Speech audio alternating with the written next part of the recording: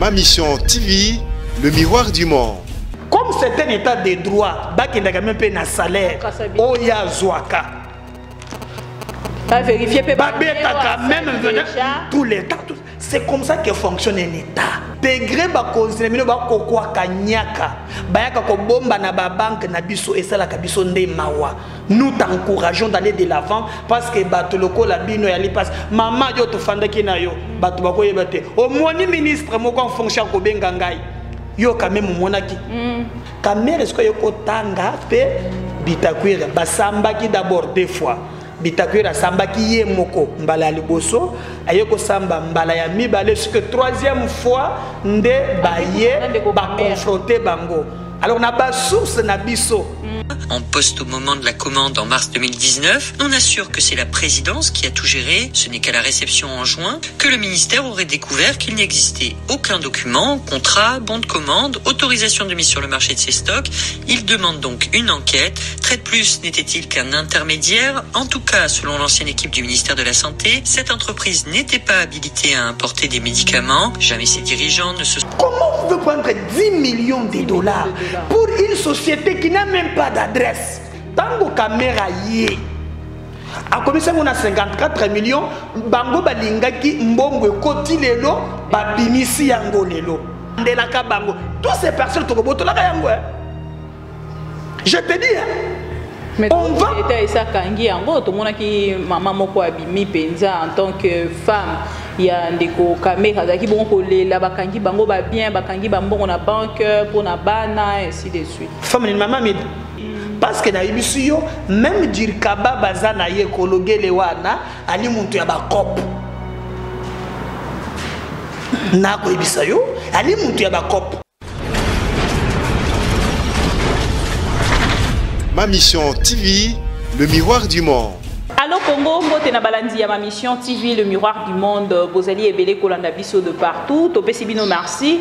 Bozala wana po na biso biso po na bino. Tolobi tozali liso na bino esika information ezali lito ina bino.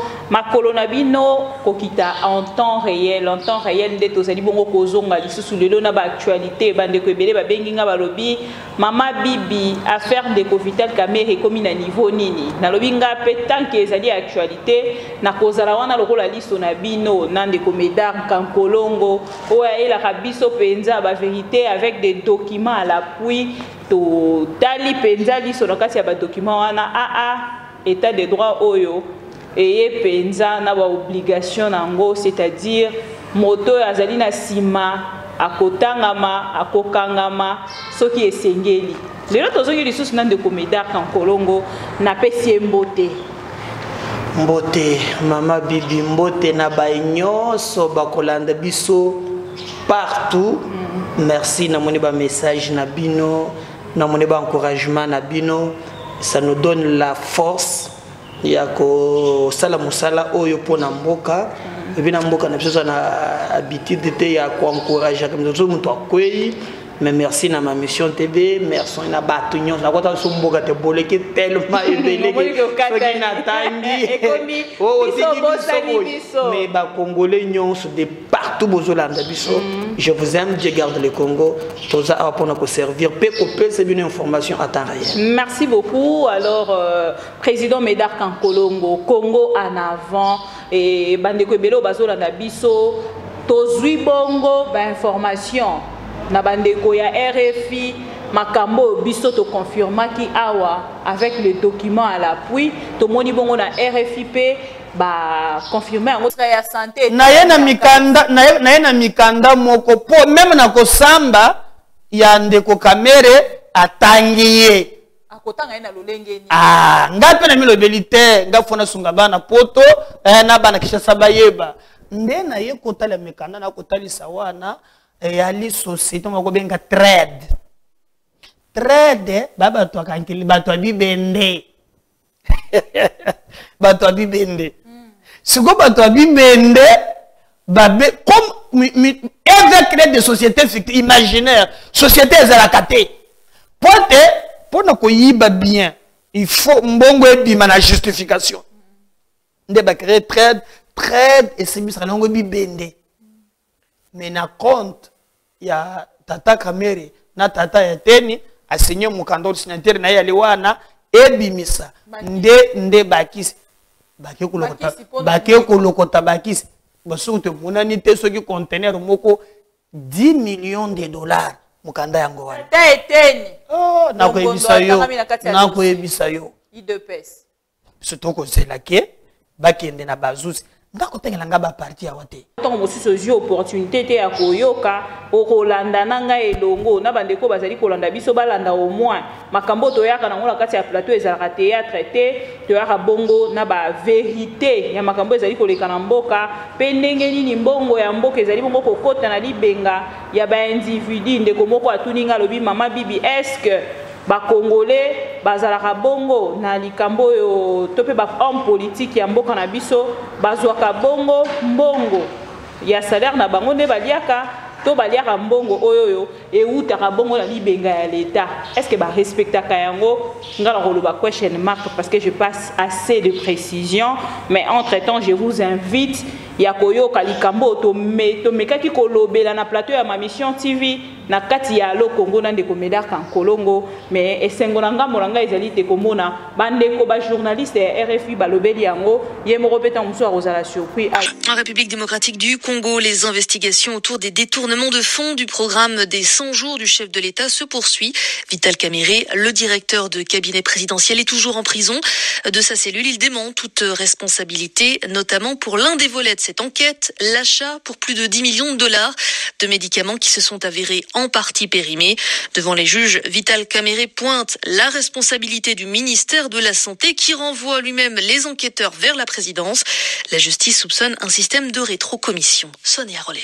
Officiellement, le marché a été remporté par une société Trade Plus SARL dont l'orthographe varie au fil des documents.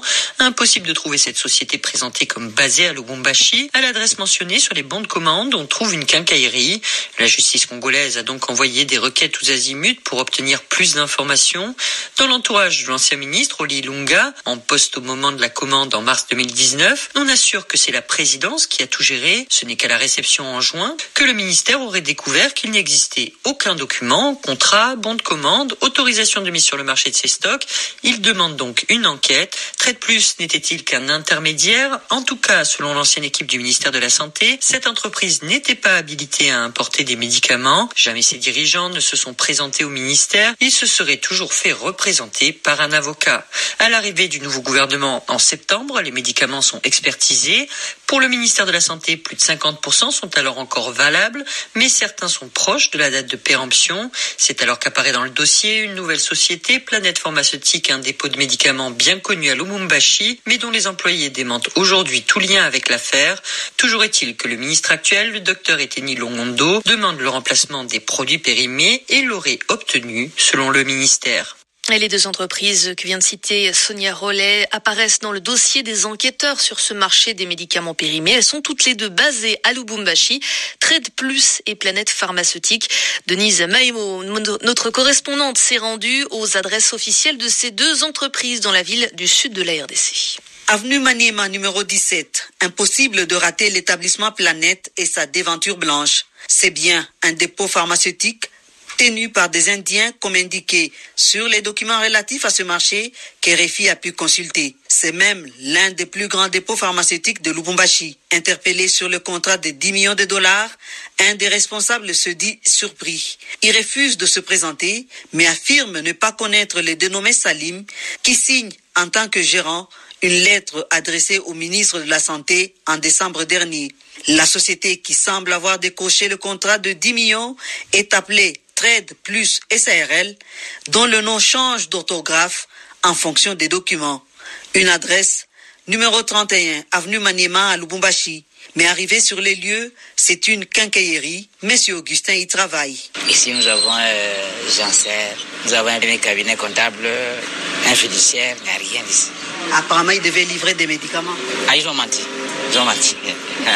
Ça ne veut pas ici en tout cas. La société civile à Lubumbashi s'active pour retrouver les traces de cette mystérieuse entreprise à laquelle la justice congolaise a bien des questions à poser.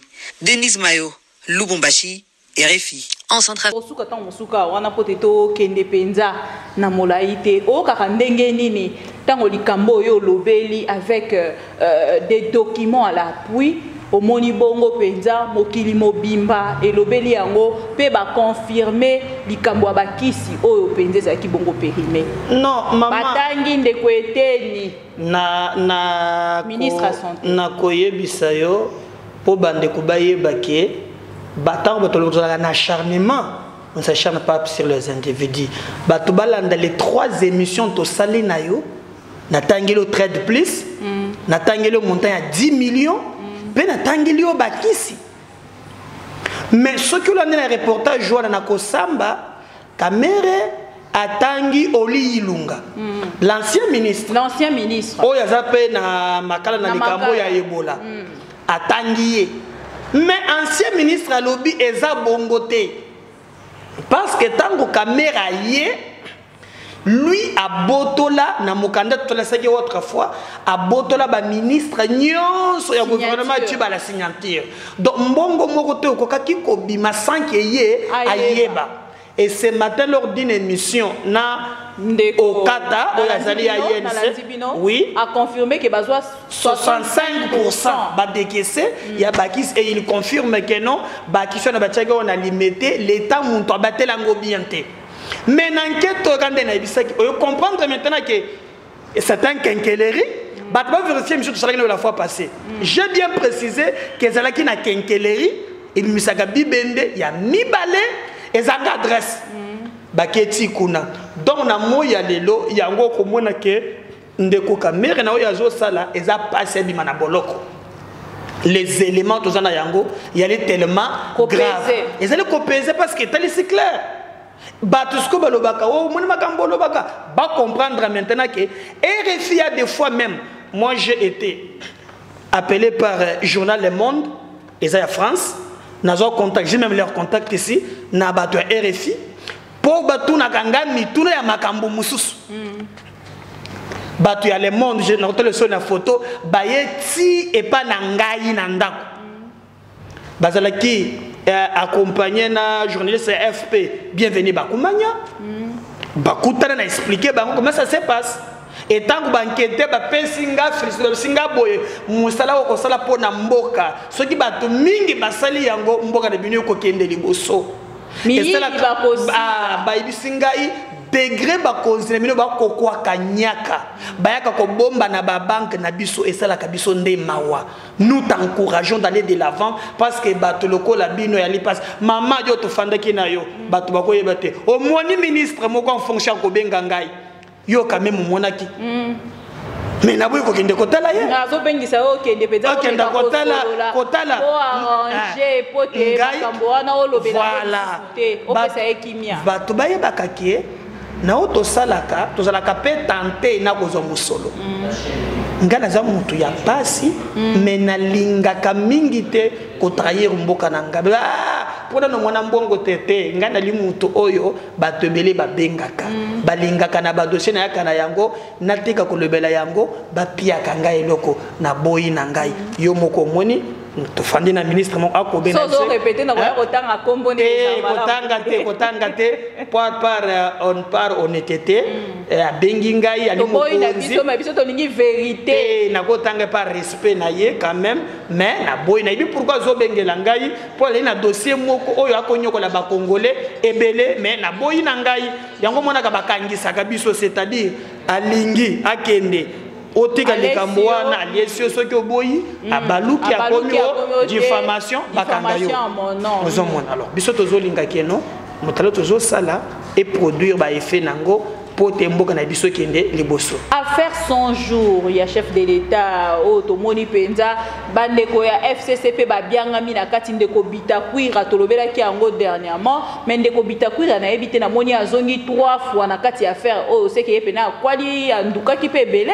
non na ina pese ce précision détail parce que na ba combo caméra tangi atangi Oli Ilunga ozomona aye ko confirmer lobby et continuer même avec l'actuel ministre de la santé. Donc ba ministre ba boy ba zongi seli ba ministre était ya kotika rasiko na ko comprendre ba justifier mbongo na bango ba mizoela ki ozomona 10 millions 10 millions wana siko ile ko sala passe ça ndengenini kamera est-ce que yoko tanga pe Bitakwira basambaki d'abord deux fois Bitakwira sambaki ye moko mbala liboso ayeko samba mbala ya mibale ce que troisième fois nde baye ba confronter bango.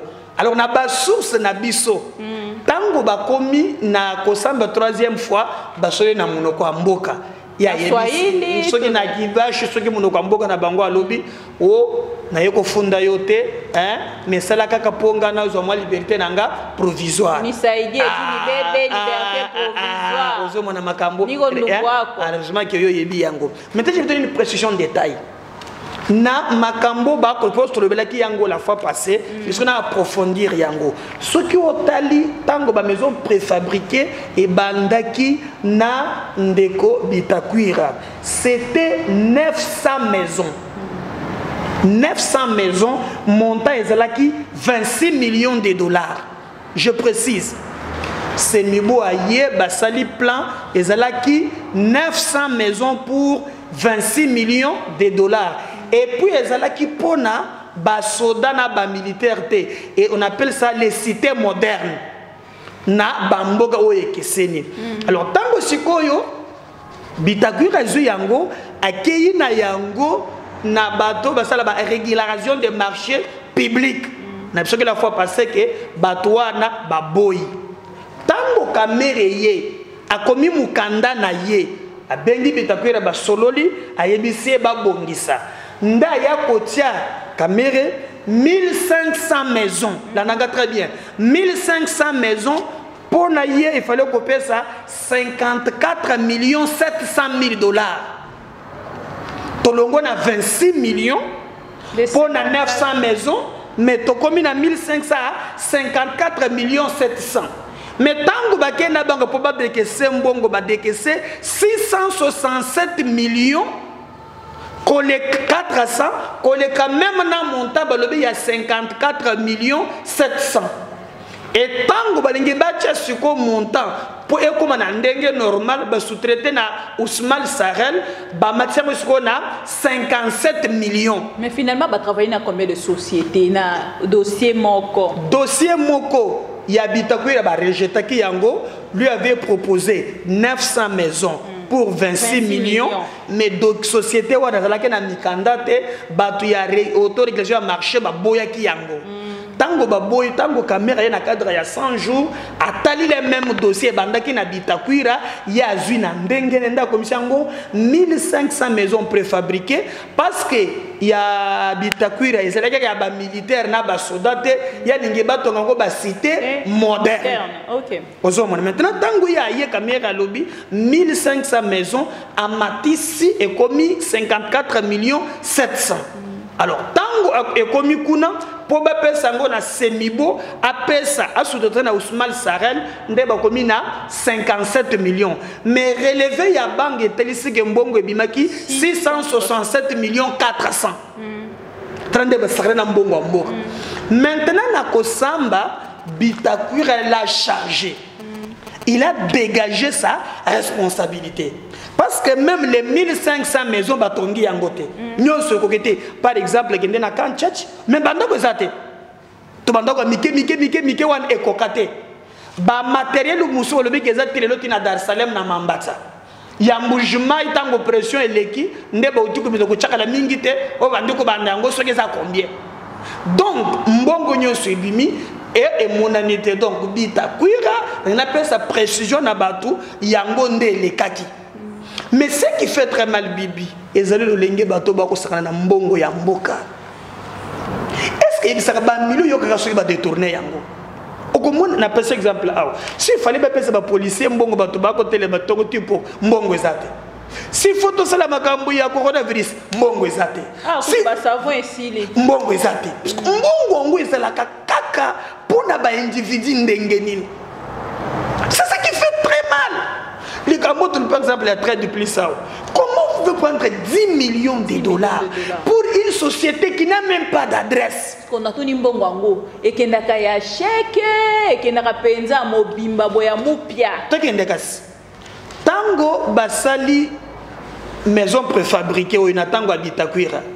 Et sengela qui baka matambongo wana on a tout 26 millions ba loger yango na Ecobank. Parce que c'est là où il y a traçabilité, il y a comme on a mbongo eza boye boye. Tango caméra yé. A commencé on a 54 millions bango balinga ki mbongo koti lelo babimisi yango lelo.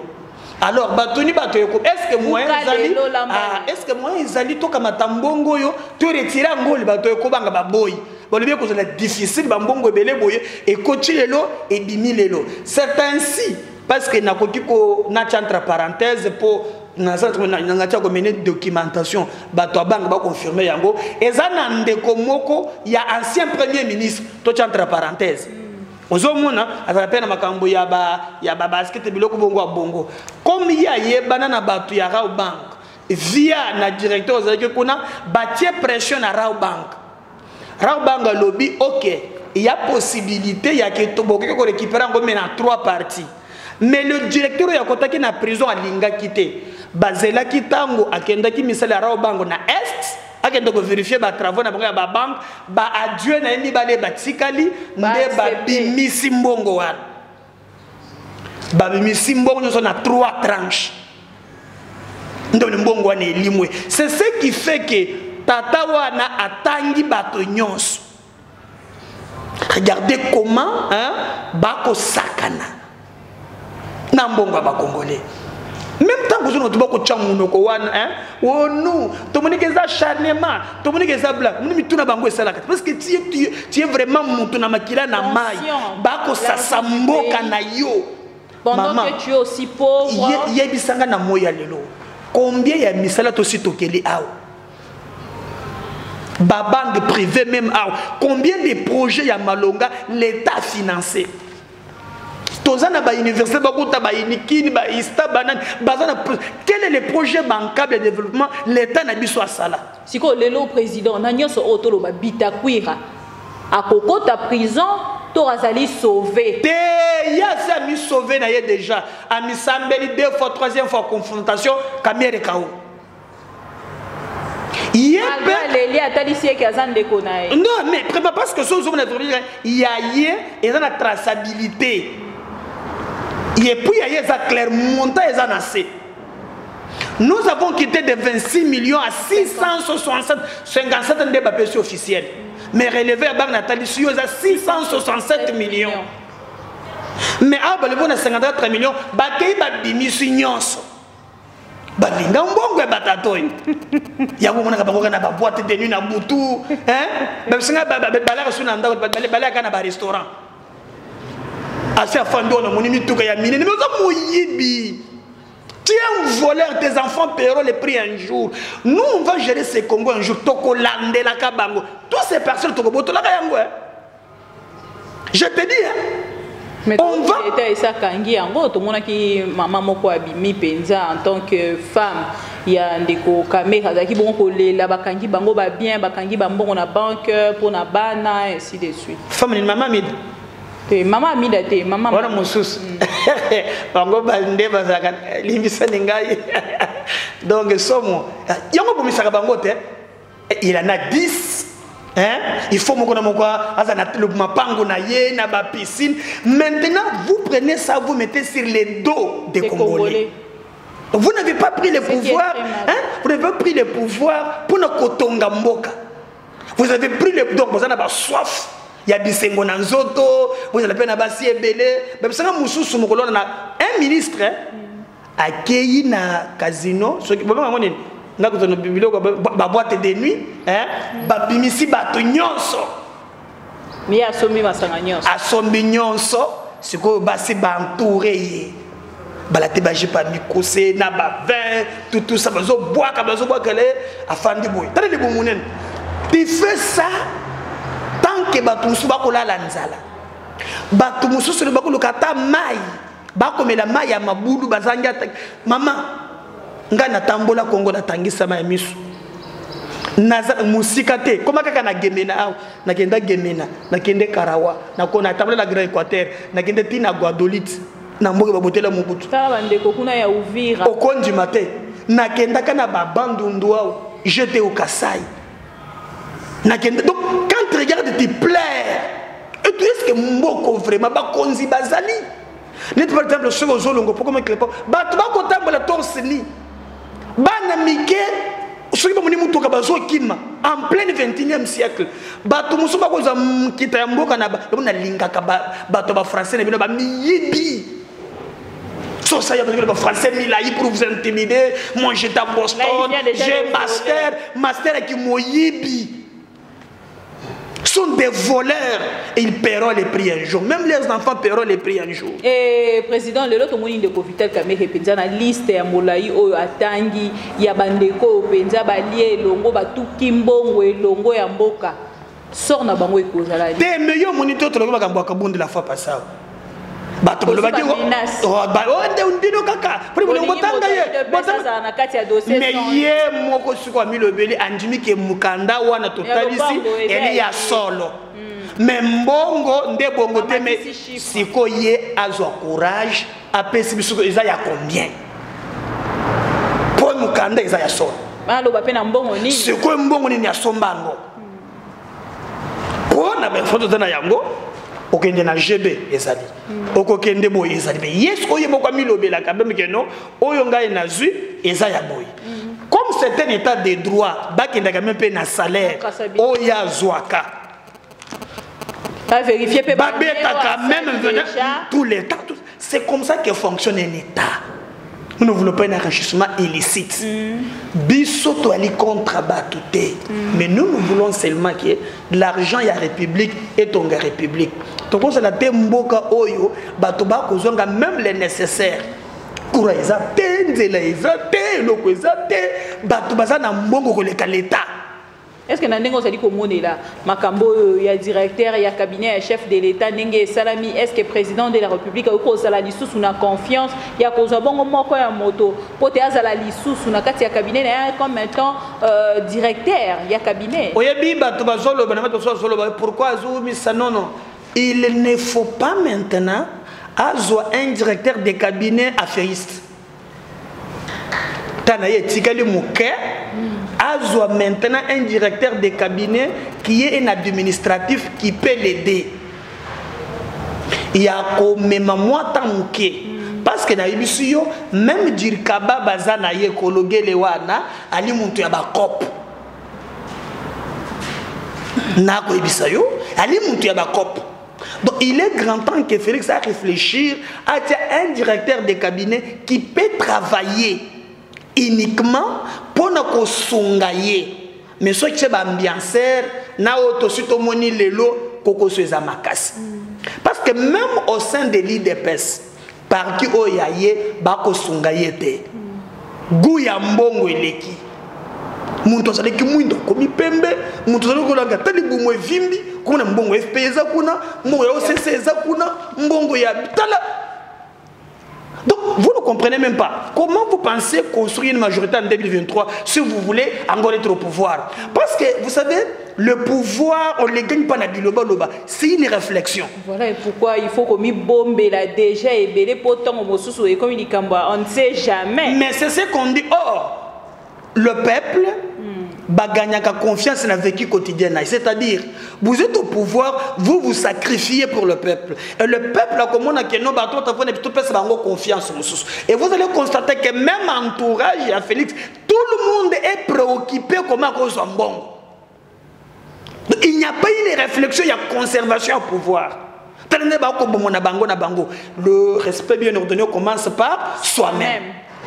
Mais regardez ce qui s'est fait. Donc, en fait, non seulement il est isolé, mais au sein de sa propre famille, pour les intérêts. Pour les intérêts, pas il y a peuple. Félix, papa Lobaki, le peuple d'abord. Mais regardez maintenant, 10 millions pour qu'il y ait un immeuble. Tout ça c'est pour moi. Ozomon atena ne dit pas monene wana ozomon les combats de 37 ça payé ozomon a commission bazo beng ba maso na téléphone té ozomon bazo na téléphone té donc ba moni mukile soki té la mère Mende azalaka chef coutumier ya ba ministre de loi azaka son ministre. Le plus important dans la vie ce n'est pas avoir le pouvoir mais c'est qu'on fait avec le pouvoir. Est-ce que mukulu boko zalaka té papa na biso zalaka ministre koko na biso zalaka qu'est-ce que le peuple bakokanga pona yo Tshisekedi zalaka moto monene po zalaka na mapango te mais parce qu'il avait compris que ata beti makolo ati intérêt peuple liboso yango moni ba tozali le koso tout autour na ye balimo lokola mungwa chibala vie na biso awotangie babenge maître Gims aya ni susut comme ni maître Gims comme no muso zalaki nani Jack Bauer donc on va entendre mi pèse Jack Bauer de le bazawapi le koso mais le Sphinx le père le Mahatma lui au moins azalaki ata uchele biloko akolobate l'intérêt du peuple d'abord yango ne peuple pesa tendance akofana lokumu bao nyonso balingi banda ko na bisengo oyo bakolimwa kala mingi te. C'est pourquoi j'ai créé le parti Congo en avant pour relever les défis. Nous sommes une nouvelle génération. Tout ça, la politique, le Bangote, c'est par nous que ce pays va se relever. Ah ben, monsieur le président, non. Vous avez l'opportunité. Voilà, vous avez l'opportunité de construire un Congo nouveau. Bon, ben, c'est la limite na bango. Mais ce pays, Tokotongango lobby. Une autre façon de faire la politique. La politique basée autour des intérêts généraux, pas intérêts à battre. Nalia, Nazomutuk. Yo, mon politique, baba la casse sur le pouvoir. Bazana pour ça bisem yoka muso bazo yoka yena ba procureur batunier oyebeke mukolo libala na yo obimisaki 2,500,000 alobi oui pona nini ote na defaki okodefa na quel saleta na kozongisa nana kolandela ye on signaki des charges voilà tu fais ça ndo moni siko bazo la siko azu siko mama nakano azo salaboy yango pouvoir be uza yango wana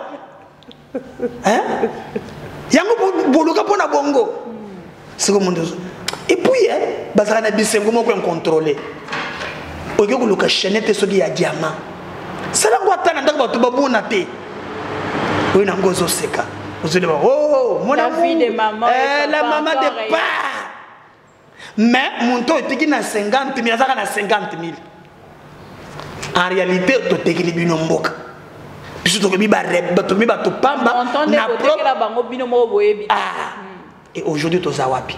Président, mais namoni likambango pe bato ba defa kimbongwa ya l'état liste ba komo penze bima mais yo pende olobela ki yango na plateau moko ya télévision otanga liste ba bandeko na koya na talisa bato na koya siko ko talisa bato olobela ki yango mingi mais est-ce que ba futa et puis oui tango na portaki plainte ministre de justice ayamba kingai to salaka ba marche même TV5 alekisa yango RFI tout ça et on est sûr que ngana bunda ketumba pona batute à l'époque la kombo kameza na katite mais na bunda ketumba wana baye ba futi mbongo bazamuke na kozutalisa bayimboka nani il fallait akende ko samba.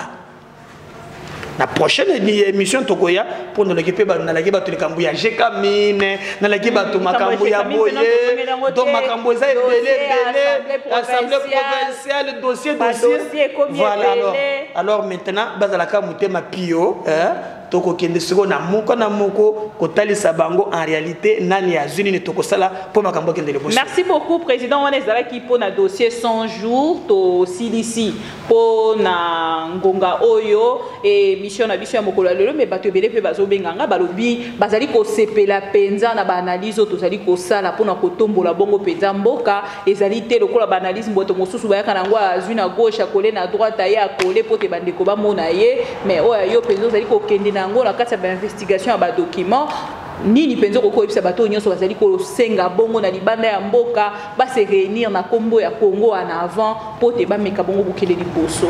Non, c'est d'abord il y a que remercier ma mission TV. Merci. Que ça va te quand même que non dans la vie. Oui, bande comme ça, bazali tokoleka. Botique ba préoccupation, bon mais sera nous d'abord. Bolanda biso na ma mission TV, c'est un partenariat auto sala qui pour na Congo, mais les gens qui viennent adhérer na Congo en avant partout, bon se regrouper. J'avais donné mon propre numéro WhatsApp, je reprends encore aujourd'hui. Ils allaient plus 243 89 87 76 041. Plus 243 89 87 76 041. Bo se regrouper na bamboka oyo bozeli bien ko confinement yezali bobenga na boyebisa biso, on va vous mettre en contact comment bogozo ba fiche bande ko mingi ba ko remplir ngo déjà de banda ya mboka tous là partout dans le monde, tous se préparer pour être ensemble avec vous tu as construire Congo Yasika parce que na yebé que même atayo magoza na ba mission mais déjà na partie déjà vous êtes déjà membre ya parti parce que parti na besoin na poste ya base nga poste président Kamere nga poste à côté la prison à 5 postes te problème exact nakanisi que tozana poste bato ya boanya mais ensemble to construire Congo Yasika ce que nkolo abateli biso lobby vraiment tokoya maintenant to comprendre dossier moko ezali très très sensible total sabayi mboka nini esengeli po potozala mais je demande mais balobi nanga balobi awa yo zali ko dévoiler ouais Kinshasa pona makambo ya mapango ya Kinshasa bango pe ba ko dévoiler pona ba mapango pe zali kuna na France na ba itinéraire na ba avenue na ba numéro batinde la biso on a besoin de ça. On a besoin de ça. Notre problème c'est que tu as bateau devant l'opinion. Peuple aïe babango. Même, et d'ailleurs, on a salué quand même namoni ce qui président de la République à garantir indépendance et justice. Yé moko milongoli nakat atiki bazuzi basala musala ngai na kobete la ye maboko. Ngai na li motote oyo le bato musu basalaka atalika muyali malamu fo boya kaka. Des bonnes actes, il faut les saluer et l'accompagner.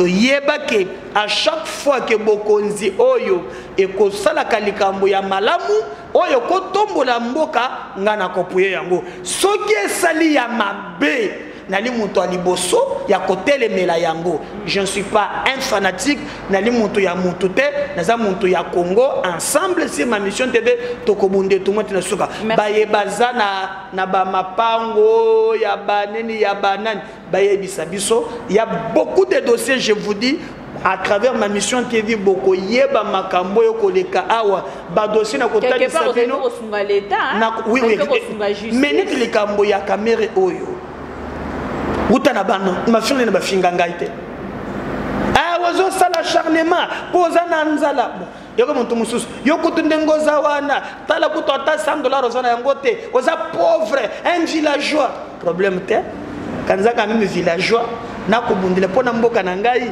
yo oza parisien yo oza américain oza moyibi donc un villageois qui ramène un citadin na raison na cause la villageois qui aime son pays na cause la un citadin oza moyibi na naza malam naza un pauvre je l'accepte ngana ko na ko sepela bande ko mususu soki abengi o papa zwa $10 ekoki na ngai papa na tudelo $50 na sepeli kena kende ko zwa ba milioni oyo na tonda ka bana na ngai batala o papa mususu alaka moyibi non na ko sala yango te et to ko bunda yango yeba kende ko tozana ko ndo ko zwa ba menace il faut mesana merci ngai yawa butu e bako toka yo ko kufela na makala te bomoyi nzambe muntu apesa kabiso yango mokolo nkolo akoloba yange ekoki ekokoka mokolo wana mais nakokenda avec fierté avoir bâti un bon combat na bundela peuple na ngai na oyo makasi kolo apesa ngai. C'est ça que je demande na poto oh ngaza muntu ya boye